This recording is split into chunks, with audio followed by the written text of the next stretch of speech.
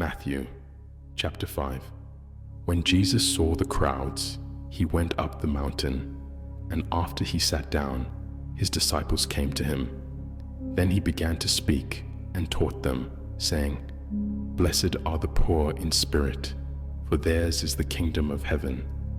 Blessed are those who mourn, for they will be comforted. Blessed are the meek, for they will inherit the earth. Blessed are those who hunger and thirst for righteousness, for they will be filled. Blessed are the merciful, for they will receive mercy. Blessed are the pure in heart, for they will see God. Blessed are the peacemakers, for they will be called children of God. Blessed are those who are persecuted for righteousness' sake, for theirs is the kingdom of heaven. Blessed are you when people revile you and persecute you, and utter all kinds of evil against you falsely on my account. Rejoice and be glad, for your reward is great in heaven, for in the same way they persecuted the prophets who were before you. You are the salt of the earth, but if salt has lost its taste, how can its saltiness be restored? It is no longer good for anything, but is thrown out and trampled underfoot. You are the light of the world. A city built on a hill cannot be hid.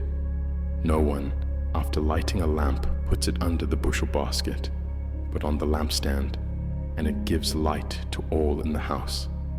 In the same way, let your light shine before others, so that they may see your good works and give glory to your Father in heaven. Do not think that I have come to abolish the law or the prophets. I have come not to abolish, but to fulfill. For truly I tell you, until heaven and earth pass away, not one letter, not one stroke of a letter, will pass from the law until all is accomplished. Therefore, whoever breaks one of the least of these commandments and teaches others to do the same will be called least in the kingdom of heaven. But whoever does them and teaches them will be called great in the kingdom of heaven. For I tell you, unless your righteousness exceeds that of the scribes and Pharisees, you will never enter the kingdom of heaven. You have heard that it was said to those of ancient times, "You shall not murder, and whoever murders shall be liable to judgment." But I say to you that if you are angry with a brother or sister, you will be liable to judgment.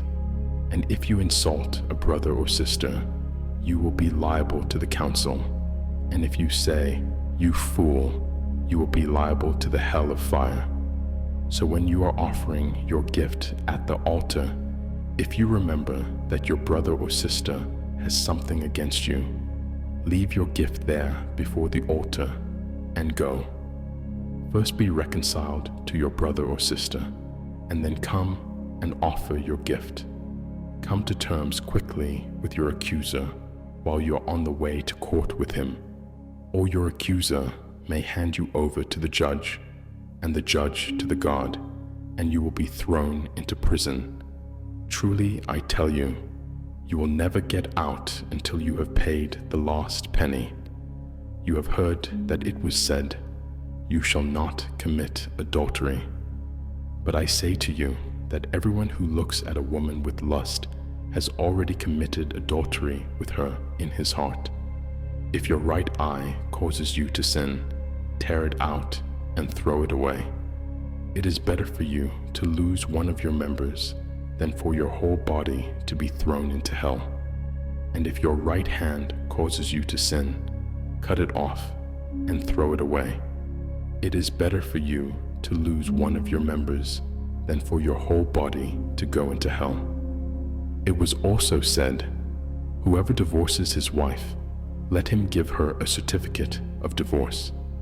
But I say to you that anyone who divorces his wife, except on the ground of unchastity, causes her to commit adultery, and whoever marries a divorced woman commits adultery. Again, you have heard that it was said to those of ancient times, "You shall not swear falsely, but carry out the vows you have made to the Lord. But I say to you, do not swear at all, either by heaven, for it is the throne of God, or by the earth, for it is his footstool, or by Jerusalem, for it is the city of the great King. And do not swear by your head, for you cannot make one hair white or black. Let your word be yes, yes, or no, no. Anything more than this comes from the evil one. You have heard that it was said, an eye for an eye and a tooth for a tooth. But I say to you, do not resist an evildoer. But if anyone strikes you on the right cheek, turn the other also. And if anyone wants to sue you and take your coat, give your cloak as well. And if anyone forces you to go 1 mile, go also the 2nd mile.